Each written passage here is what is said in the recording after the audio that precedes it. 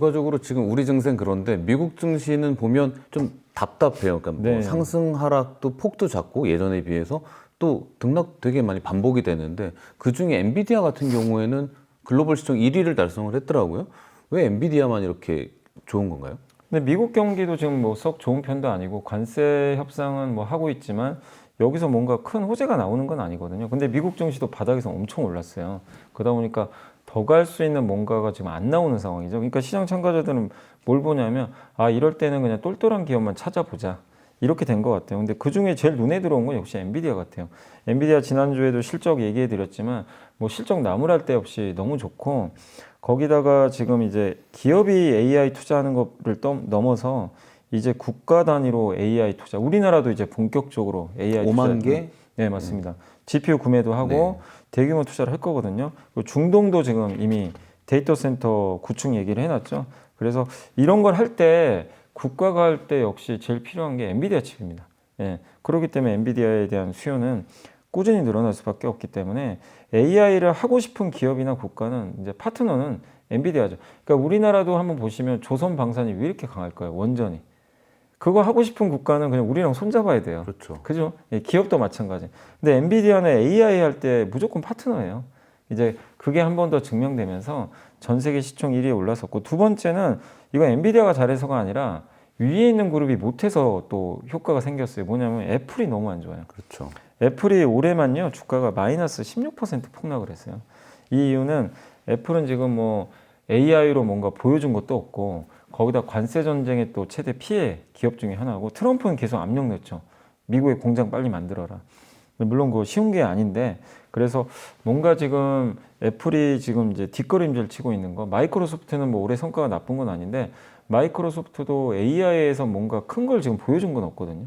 구글에 비하면 구글이나 오픈 AI나 이런 거에 비하면 아직은 큰 성과가 좀 나온 게 없다 보니까 그래서 오히려 마이크로소프트와 애플의 이런 좀 최근에 주가 부진이 엔비디아가 이렇게 또 이렇게 올라가는데 어떻게 보면 이제 일조를 한 거죠. 그래서 이 두 가지 엔비디아 스스로 AI를 하는 기업이나 국가들한테는 반드시 엔비디아가 필요하다는 걸 각인을 시켜줬고 두 번째는 선도업체 두 개 기업의 좀 주가 부진 이게 이제 결국 글로벌 시총 1위를 만들게 된 좀 배경이다라고 말씀드리겠습니다. 미국 경제 지표도 좀 나쁜데 서비스업 지표랑 고용 지표, 고용 지표가 좀 나쁘게 나온 것 같은데 그 영향 때문에 이제 미국 그 10년물 국채 금리가 이제 내려가고 있더라고요. 좀 뭐 4.5 뭐 이렇게 네. 하던 게 앞으로 금리는 계속 하락할까요, 미국? 조금 계속 안정화는 될 것 같아요. 왜냐하면 이제 금리가 여전히 높은 수준이긴 한데 미국 경제 지표가 단단하긴 한데 점점 이제 꺾이는 게 명확해지고 있습니다. 그러니까 ISM 제조 PMI도 48.5까지 50 이하면은 위축이거든요. 그렇게 떨어져 있고 특히 수입 지수가 39.9인데 제조업체들이 이제 수입을 안 한다는 얘기예요. 그 얘기는 뭐죠? 뭔가 물건을 제조회사가 만들려면 장비나 이런 부품을 수입해야 되는데 이거 안 한다는 거는 이미 사재기를 해놨거나 아니면 좀 수요가 좀 부족하다는 얘기거든요. 그래서 이 부분도 좋은 내용은 아니고 더 중요한 게 서비스업이거든요. 서비스업 지표가 50 이하로 떨어져 버렸어요. 49.9. 이게 이제 위축 국면으로 이제 진입을 한 건데 미국 경제의 70%가 서비스업이기 때문에 이거는 이제 가벼이 넘길 그런 좀 상황은 아니고요. 또 미국의 5월 ADP 민간 고용도 원래 예상이 11만 개인데 3만 7천 명 증가에 좀 그쳐버렸어요. 그러니까 지금 고용을 좀 늘리지 않고 있는 거죠. 그러니까 기업들이 관세 때문에 좀 불확실하다 보니까 고용을 주저하고 있고 그러다 보니까 OECD에서 뭐라고 했냐면 25년 미국 경제 성장률 전망치를요 2.2%에서 1.6%로 대폭 하향 조정을 해버렸습니다. 그러니까 이 모든 것들은 이제 미국 경기가 망가진다가 아니라 이게 관세 때문에 이렇게 이 주가가 꺾이고 있는 걸 이제 증명을 하고 있거든요. 그러면 금리는 그거에 반응하거든요. 그래서 금리가 조금씩 떨어지고 있다. 다만 금리가 크게 떨어지긴 어려운 게 그러니까 속도는 완만할 수밖에 없는 게요. OECD에서 뭐라고 했냐면 올해 연말 미국 소비자 물가가 3.9%까지도 오를 수가 있대요. 지금 2%대잖아요. 이게 3.9면 굉장히 많이 물가가 오르는 건데 그게 왜 그러냐면 관세 때문에 지금 미국의 평균 관세율이 2%에서 15.4%로 급등했거든요. 이게 1938년 이후 최고치인데 이렇게 되면 수입 업체들이 점점 비용 부담을 느껴서 소비자 가격에 하반기에 계속 전가할 거다. 그렇죠. 그래서 물가는 오르기 때문에 물가 오르면 결국 금리는 올라가게 되거든요. 그래서 미국 경기가 둔화되면서 금리를 떨어뜨리긴 하는데 물가가 밑에서 쳐버리니까 금리가 크게는 안 빠지는 이렇게 조금씩 안정화되는 이런 정도로 보시면 좋을 것 같습니다. 그래서 지금 미국 금리는 어쨌든 고점은 나왔지만 하락폭은 좀 제한적일 수 있다라고 좀 봐주시면 좋을 것 같습니다. 10년물 국채 하락을 했는데 지금 갖고 계신 분들도 있고 뭐 30년물도 있고 짧은 것도 있는데 뭐 국내 말고 일단 미국 국채 투자 앞으로 어떻게 좀 생각하면서 해야 될까요? 일단 이제 많은 분들이 그 미국 국채를 이게 직접 하신 분도 계시고 ETF도 있는데 직접 투자는 솔직히 쉽진 않아요. 왜냐하면 그 지점에서 물량도 받아야 되고 그래서 아마 대형사 위주로 이렇게 아마 그 영업지점 같은 데서 아마 이렇게 물량 받으셔서 하신 분도 계시겠지만 근데 그거의 좀 장점 중에 또 하나는 미국의 금리가 높잖아요. 그러니까 뭐 내가 그냥 난 만기까지 그냥 가져가겠다. 뭐 10년 나 여유자금 있으니까 왜냐면 4.5에 사면 매년 4.5로 받아요. 그렇죠. 그거 굉장히 좋잖아요. 그런 부분에선 좀 긍정적 부분이 있는데 다만 이제 이게 환금성이 좀 떨어지니까 내가 만약에 금리가 위로 튀어버리면 팔면 손해 볼 거 아니에요. 그렇죠. 중간에 그러니까 급한 자금이 필요할 때는 조금 이제 그런 부분은 좀 불리할 수 있다. 그건 뭐 사실 우리 한국 뭐 채권도 마찬가지인데 그런데 저는 이제 개인적으로 미국의 장기 채권 투자하는 거는 긍정적으로는 좀 보고 있는 게 뭐냐면 높은 금리에선 왜냐하면 미국 경기가 예전처럼 단단해질 것 같지는 않아요. 그걸 반영하면 사실 금리가 떨어지거든요. 그렇기 때문에 이 금리를 정하는 여러 가지 조건들이 있잖아요. 뭐 여러 가지가 있는데 가장 대표적인 게 경기하고 물가입니다. 근데 미국 경기는 저는 앞으로는 어쨌든 이렇게 조금씩 내려갈 거로 보고 있어요. 그게 1순위고 두 번째 물가인데 아까도 말씀드렸지만 물가가 오르면 금리는 쉽게 안 떨어집니다. 근데 우선순위는 저는 경기로 보고 있어요. 그리고 물가가 오르더라도 저는 제한적으로 오른다고 왜 생각을 하냐면 트럼프가 한번 지금 관세를 세게 때려놨잖아요. 거기서 관세를 예전보다 더 올리기는 저는 쉽지 않다고 보고 있고 유가가 이거를 막아줘요. 유가가 지금 급락했죠. 그러니까 관세 충격에 대한 물가를 유가가 방어를 시켜줍니다. 상쇄시키는 거죠. 그래서 물가는 우리가 생각하는 것보다 미국 물가가 엄청 오를 것 같지는 않아요. 오히려 경기가 더 우선이다. 그래서 저는 미국 금리가 아주 많이 안 내려가더라도 4.5 이상에서 그러니까 저는 그거예요. 미국 금리 10년물이 4.5 한 번씩 넘어갈 때 있잖아요. 네. 그때마다 미국 채권 사는 게 좋다. 국채를 사면 그때 금리가 높으니까 그럼 금리 떨어지면 수익 낼 수 있잖아요. 예, 되게 그러니까 그런 관점에서 미국 국채 금리가 한 번씩 위로 딱 튈 때마다 조금씩 미국 채권을 좀 투자하시는 것 자체는 좀 바람직한데 반대로 이게 금리가 지금 4.3이거든요. 이게 4% 초반까지 내려갔을 때는 안 하시는 게 좋다. 왜냐하면 언제든지 또 4.5로 오르는 경우들이 있어서 괜찮고 그리고 미국의 채권 ETF도 많이들 투자하시니까 ETF 투자하신 분들은 뭐 이거를 뭐 물론 내가 장기적으로 뭐 가져가셔도 되겠지만 4.5 이상에서 이렇게 투자를 만약에 하셨다면 4.0이 한 번씩 깨질 수도 있어요. 저번에도 한번 4.0 깨져버렸잖아요.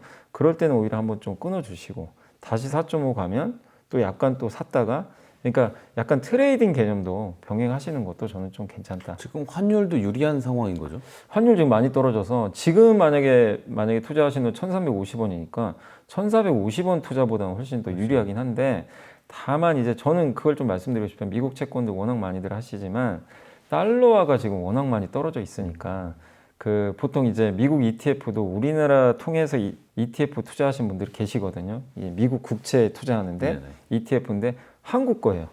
한국 운용사가 만든 거 있잖아요. 그거는 환해지 상품이 있어요.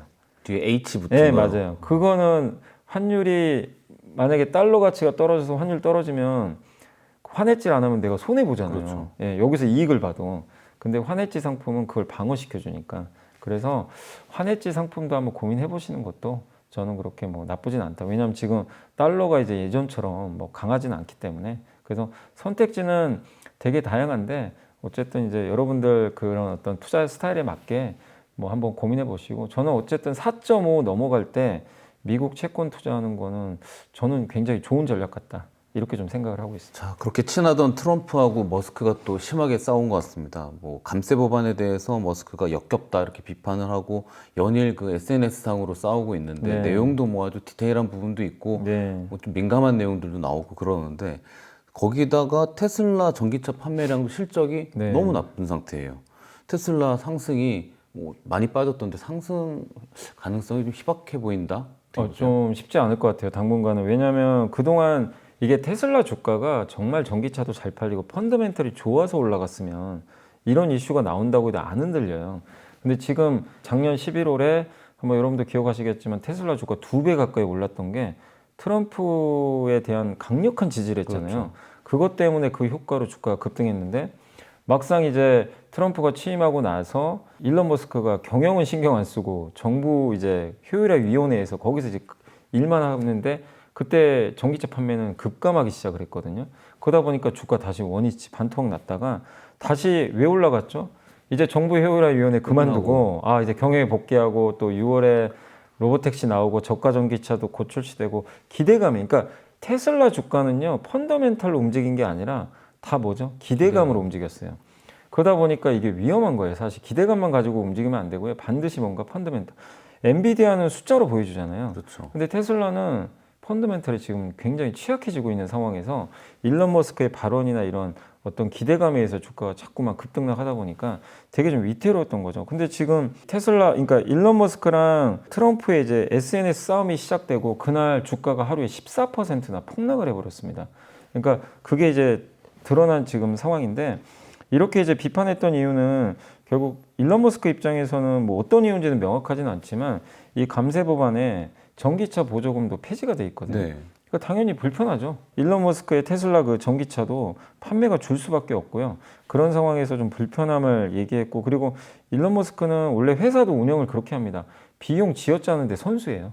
굉장히 쥐어짭니다. 그래서 이번에 정부 효율화 위원회에 맡겼던 것도 지출 줄여라. 이 사람이 최적임자. 그래서 트럼프가 맡긴 걸로 좀 아는데 그러니까 이번 법안에 의하면 역겹다고 표현했던 거 이 법안 통과되면 결국엔 정부 재정 지출 더 늘어난다. 예. 그러니까 미국 경제는 침몰할 거다.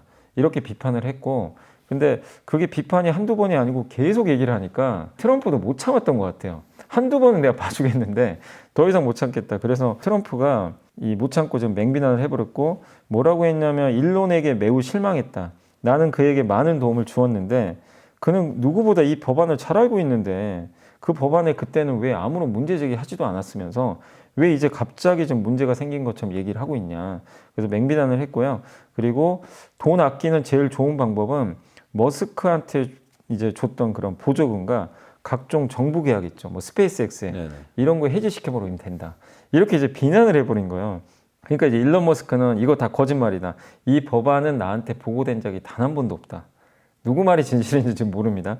그리고 뭐라고 했냐면 스페이스X는 그 우주선 있죠. 드래곤. 네네. 요거 운영을 중단시켜 버리겠다. 이렇게 또 협박을 하고 있어요. 그러니까 서로 간에 이제 완전히 감정 싸움까지 지금 이제 전이가 되고 있는데 이걸 보고 있는 테슬라 주주분들은 불안할 수밖에 없죠. 그렇죠. 왜냐하면 지금 주가 상승의 일부분은 트럼프에 대한 기대감도 있거든요. 근데 그게 깨져버리면 주가에 당연히 부담이 될 수밖에 없고 그리고 왜 이렇게 테슬라 주가가 더 흔들릴 수밖에 없냐면 독일에서 5월 전기차 판매량이 지금 마이너스 36%나 급감했는데 이게 왜 충격적이냐면요. 독일 전체 전기차는 45% 판매가 급증했어요. 아, 근데 테슬라만 박살이 난 거예요. 지금 판매가.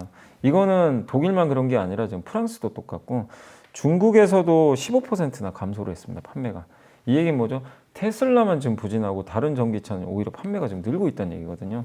그래서 테슬라의 차량에 대한 인기 감소가 일시적인 게 아니라 올해 들어와서는 계속 구조적으로 좀 이어지고 있어서 굉장히 좀 충격적이고 원래 많은 분들이 3월에 테슬라 모델 Y 모델 변경했잖아요. 그게 나왔잖아요.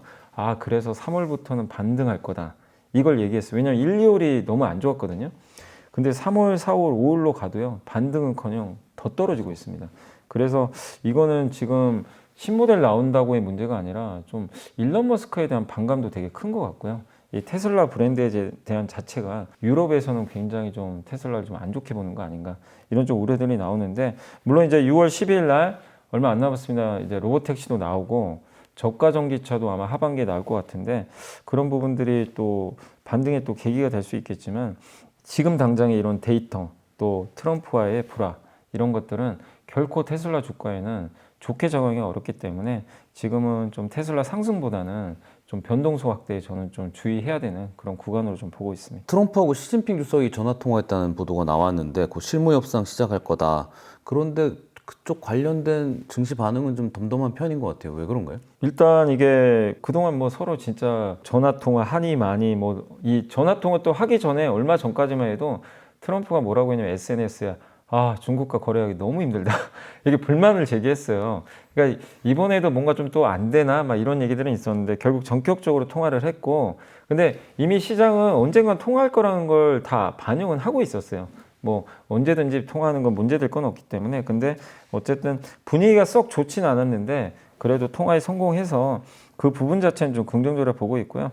그리고 이 전화 통화의 주요 내용은 어쨌든 히토류 수출 중단 관련해 가지고 아마 이거 협상 통해서 합의하려고 하는 것 같아요.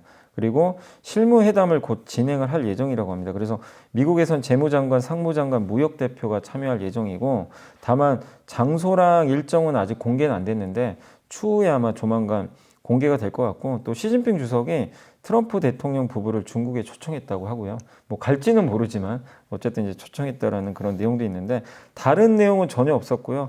일단 무역 협상과 관련된 그런 뭐 얘기만 주고받았다. 그래서 결론은 뭐냐면 이제 미국과 중국은 무역 협상 본 게임이 진짜 들어갔고요.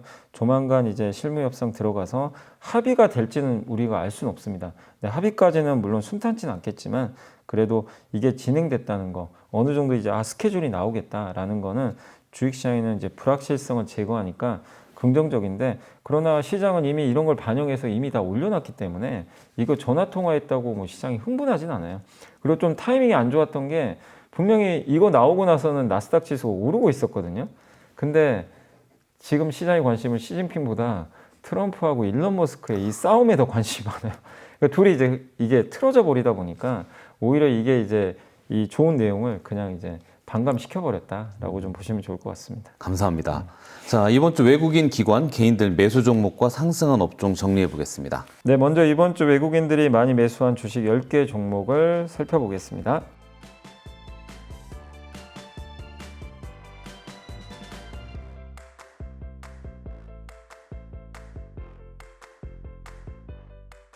이번에는 기관들이 이번 주에 많이 담은 10개 종목을 알아보겠습니다.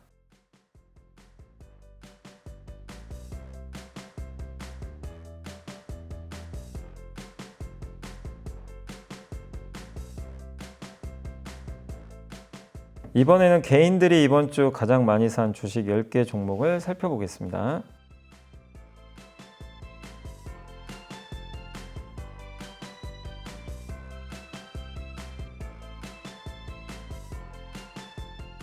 이번에는 이번 주 상승한 10개 업종을 살펴보겠습니다.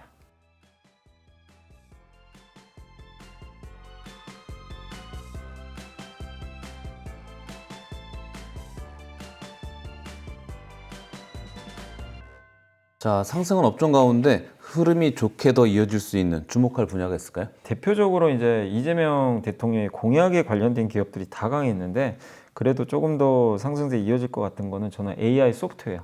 요거를 이제 꼭 집어서 AI를 강국으로 만들겠다고 언급을 했기 때문에 일시적 이슈가 아니거든요. 그래서 AI 소프트웨어 기업들 조금 더 다음 주에도 좀 좋지 않을까 이렇게 보고 있고, 그 다음에 물론 하이닉스도 좋았지만 드디어 삼성전자도 좀 움직였어요. 네. 정말 못 가다가 좀 움직였는데 이것도 일시적인 게 아니죠. 그래서 왜냐하면 외국인들이 우리나라 주식 살 때 가장 1순위는 무조건 반도체 사거든요.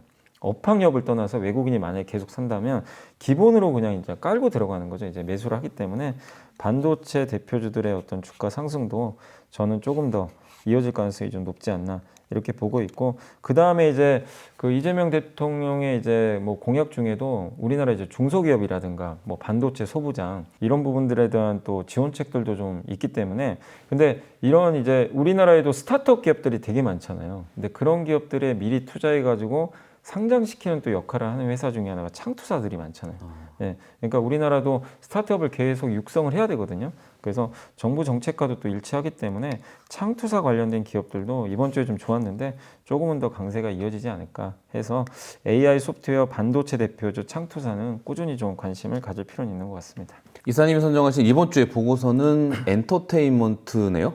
네, 엔터랑 이제 미디어 드라마 이거 다 종합된 건데 한번 좀 소개해드리면 하나증권의 이기훈 김현수 연구원님이 쓰신 자료고, 제목은요 놓치지 말아야 할 역대급 증익 사이클 요 내용인데, 여기는 세 가지가 있어요. 엔터, 미디어, 레저. 그래서 각각 하나씩 말씀드리면 엔터는 이제 워낙 많이 말씀드렸지만 과거에 한한령 완화 시에 매번 주가가 상승했는데 지금 이제 BTS가 제대를 이번 6월에 이제 하는 걸로 다 알려져 있잖아요. 그래서 완전체로 이제 복귀를 할 텐데 올해는 이 두 가지 모멘텀이 동시에 있는 거죠. 그러니까 남자 아이돌 그룹이 제대를 하고 한한령까지 완화될 가능성이 높으니까 모멘텀이 굉장히 크다. 이렇게 보시면 좀 좋을 것 같고 그래서 엔터 쪽은 하이브와 SM을 최선호주로 제시해 주셨고 YG엔터도 높은 상승 잠재력이 보유돼 있다. 이렇게 언급을 해주셨고요. 그 다음에 이제 미디어 드라마도 좀 관심 있게 보자는 얘기는 뭐냐면 1분기에 광고 업황이 되게 안 좋았어요. 그러니까 이 지상파 방송국들이 광고로 수익을 내잖아요. 근데 그렇죠. 너무 안 좋잖아요. 지금 광고 경기가. 그래서 드라마 막 제작도 줄이고 막 이러는데 지금 어쨌든 내수 부양을 해야 되는데 내수 부양할 때 광고 경기도 같이 좋아지거든요. 그럼 이제 아무래도 지상파 방송국도 조금은 나아지겠죠, 사정이. 그러면 드라마 제작도 좀 늘어날 수가 있다. 이렇게 보시면 되겠고. 그리고 업황은 지금 바닥인데 CJ ENM 같은 경우는 지금 티빙 갖고 있잖아요. 네. 여기에 웨이브랑 합병한다는 이제 이슈가 계속 있어요. 그 이슈는 맞습니다. 있어요. 예, 그래서 아마 그것도 진행될 거로 보고 있고 영화관 사업도 되게 힘든데 콘텐트리 중앙이 지금 메가박스를 갖고 있는데 롯데시네마랑 이제 합병하기로 또 했기 때문에 그런 부분도 좀 영화관 사업도 좀 취약은 지나지 않겠냐. 그리고 SBS 같은 경우 이제 하반기부터 넷플릭스 쪽에 이제 글로벌 판권 매출이 나올 가능성이 높다고 합니다. 넷플릭스랑 5년 동안 이제 계약을 맺어놨거든요. 그래서 그런 부분에 대한 반영들이 있을 수 있고 또 한한령이 완화가 되면 옛날 드라마를 이제 중국에 또 수출할 수 있기 때문에 그 부분도 당연히 긍정적이겠죠. 그래서 드라마 제작사는 하반기에 좀 약간 다크호스 개념으로 한번 보시면 좋겠고 SBS를 섹터 내 최선호주로 제시를 했습니다. 마지막으로 레저 쪽인데 요즘에 뭐 저번에도 한번 말씀드렸지만 외국인 관광객이 정말 역대급으로 지금 오기 시작을 했거든요. 그럼 레저 쪽은 당연히 좋아질 수밖에 없고 특히 카지노가 좋죠. 그래서 외국인 카지노 3사 이제 롯데관광개발, GKL, 파라다이스인데요. 이 3사가 1분기 동반 실적 서프라이즈를 냈고 하반기 이제 7월부터는 아마 중국인 단체 관광객 무비자 정책이 시행되니까 더욱더 좋은 흐름을 이제 보여줄 것 같습니다. 그래서 파라다이스를 일단 최선호도로 제시를 해주셨고 그 외에 롯데관광개발이 지금 방문객 수가 5월에만 지금 5만 명이 넘었다고 하더라고요. 그러니까 역대급으로 방문객이 좀 늘고 있기 때문에 거기에 또 하반기에 황금 연휴도 또 돌아오기 때문에 여러 면에서 레저도 이 중국과 관련돼서 좋은 모멘텀을 받을 것 같다. 그래서 엔터, 미디어, 드라마, 레저 다 모두 다 좀 긍정적인 그런 사이클이 나오니까 좀 관심을 좀 계속 가져보자는 의견으로 보시면 좋을 것 같습니다. 네, 영블리의 빅밀노트 1부 오늘은 여기까지 마치겠습니다. 저희는 내일 2부에서 찾아뵙겠습니다. 감사합니다. 한국이 드디어 체코 원전 수주 계약을 맺었습니다. 원전 주가가 지금 많이 올라가 있는 상황이잖아요. 그래도 여전히 관심이 필요하겠죠. 그리고 지금 유럽에는 서로 지금 원전 만들고 싶어하는 국가들이 좀 많이 있거든요. 그 파트너로 프랑스보다는 이제 우리나라를 선택할 가능성이 좀 높아졌잖아요. 프랑스가 자꾸 저렇게 딴지 거니까 모양도 사실 별로 좋지 않고 우리나라는 전 세계에서 어느 나라보다 정말 빨리 짓기로 유명한 공사 능력이 세계 최강이라고 알려져 있어서 이번에 체코 원전 수주는 이게 끝이 아니라 어떻게 보면 이제 본격적인 시작일 수도 있다.